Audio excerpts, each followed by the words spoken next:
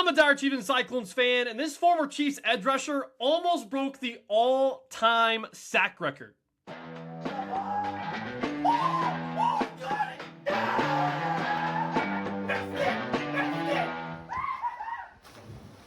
My name is TJ Cole. Welcome back to Cyclone Kingdom. And the top 5 defensive ends in Chiefs franchise history is one of the favorites that we've done in this series so far. Got a couple more to get to before our full season preview and position previews of the Kansas City Chiefs as we get prepped for training camp in the 2026-27 season. Stay liked and subscribe to all things Chiefs and Cyclones, and then head over to our Iowa State podcast over at Cyclone Central as well. We're not talking about Iowa State today. We were talking about the best pass rushers in Kansas City Chiefs football history. And the guys on this list are some guys that if they had played a little longer or if they had had a better season here or a better season there, might be talked about in the all-time categories in NFL history. So let's get into it because there are some guys on this list that I'd never heard of that need more respect, similar to other guys we've talked about. This list has been fun for me, and these top 5 have been fun for me because I get to see how these guys developed. How they went throughout their careers in the 70s or in the 80s when I wasn't alive yet, and now I get to pay them their respects. And one of those guys is number 5 on the list. It's a guy that played in the 70s, and a guy that is top 10 all-time in sacks in Kansas City Chiefs football history. It's Art Still. Keep in mind, the 70s and 80s Chiefs are teams that aren't very good. Teams that, if they made the playoffs, lost in the first round. Kind of weird to talk about as a Chiefs fan now because we're so used to going to the AFC Championship game and going to the Super Bowl and all this different stuff.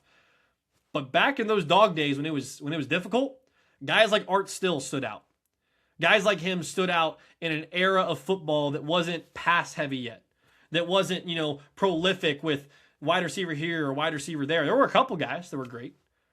But it was mainly a running football type of a league where Art Still inserted himself into the fray as a run stopper. But he wasn't just that. He was also a pass rusher. And he had over 70 sacks in his career. He played less than 10 years, guys. So if you do the math on that in a 16-game season, I don't know how many games they played per season back then, but he put in work year in and year out. He's number 5 on the list. He's not any higher because some of these other guys are just absolute dogs. But Art Still, you have a fan in me as I've done more research on you and seen what you've done for Chiefs Kingdom and for the Kansas City community. Super cool to see. Appreciate you. And thanks for being a Kansas City Chief. Number 4 on the list is one of my favorite Chiefs that I've followed since becoming a fan in 2013. Remember, before the bandwagon allegations. Andy Reid, Alex Smith, before they were even good. That's when I started following the Chiefs. And this was one of my favorite guys in Chiefs fandom history, Justin Houston. If not for Myles Garrett, if not for Michael Strahan, if not for, I think there was a guy in the Jets that got close at 1.2 back in the day, Justin Houston was getting close to that all-time sack record in NFL history. You guys realize he had close to 20 sacks? In fact, I think it was 20 and a half sacks one season. He was an unbelievable talent coming off the edge. And he wasn't this speed rusher. He wasn't this, I'm going to beat you. He was just a bull rusher. I'm going to maul you on my way to the quarterback. And remember, he had his Eric Berry phase where he would pull up his shirt and have Eric Berry's number and he would pray to the heavens while Eric Berry was battling cancer. I mean, it was such a cool era of Chiefs football, man. Like, it's an era that people don't talk about enough. Because, the Chiefs lost to the Patriots in this playoffs. Or, they lost in this comeback loss to the Colts. Still hurts, by the way. Justin Houston didn't care about any of that. All he wanted to do was get to the quarterback. And he's right above Art Still in all-time sacks in Chiefs franchise history. And again, kudos to Myles Garrett for getting that sack record because Justin Houston was riding his tail back in the day and just recently retired, I found out. He was still playing football a couple years ago with the Colts, I believe, or somebody, which what a full circle that is from joining the team that created the comeback against the Chiefs that one playoff game. But Justin Houston, one of my favorite Chiefs since I started following them in 2013. And just an awesome dude, pouring back into other Chiefs players now. I think you've seen videos of him of doing different stuff, similar to another guy on this list. Appreciate him so much. Justin Houston, thank you for being a Kansas City Chief. Number 3 on the list is a guy that I'm becoming more and more familiar with the more and more I do research on him, Neil Smith. In the 80s and 90s, in the era where Joe Montana came in and Marcus Allen came in, and they're going to bring the Chiefs back to the promised land for the first time since the 60s. Never got there. Got a game away. Lost to the Buffalo Bills in those Buffalo Bill Jim Kelly days. Neil Smith was still a part of something special in Kansas City. And he was the go-to guy in that defensive lineman room. Top 5 all time in Chiefs sacks. Top 5 all time in getting to the quarterback, man, and pressures and all those things. That's who Neil Smith was. Neil Smith, a Pro Football Hall of Famer, I believe, if I did my research correctly. So these guys that were playing right around the time I was born and hadn't even known about the game of football or spoken my first word yet, here's Neil Smith putting in work. So I appreciate him. I appreciate the fact that in those Montana and Allen days, Marcus Allen that is, there were guys on the Chiefs defense that were just kind of like, Chiefs defense is pretty bad. And then you had Neil Smith. And Neil Smith reminded everybody of a guy that was in that same era of time, either a little before, a little after, that just was unbelievable, that we'll talk about in just a second. I think it was after Neil Smith.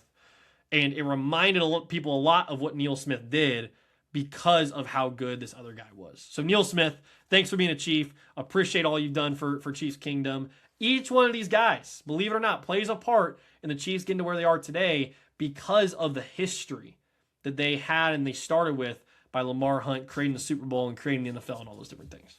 Number 2 on the list, a guy that still pours into guys like George Karlaftis. Still is helping guys by doing Brazilian Jiu-Jitsu with them. That's an absolute wild thing. But I trust him because he was that much of a dog, Tamba Hali. If you think about the Madden days, in Madden 07 and Madden 08, Tamba Hali was that guy. I remember doing Madden practices with my brother because we didn't want to keep score. We just wanted to keep track of him being on offense, me being on defense, and I would just sack him over and over again with Tamba Hali. Tamba was a guy coming from Penn State, keep in mind, that no one had ever heard of.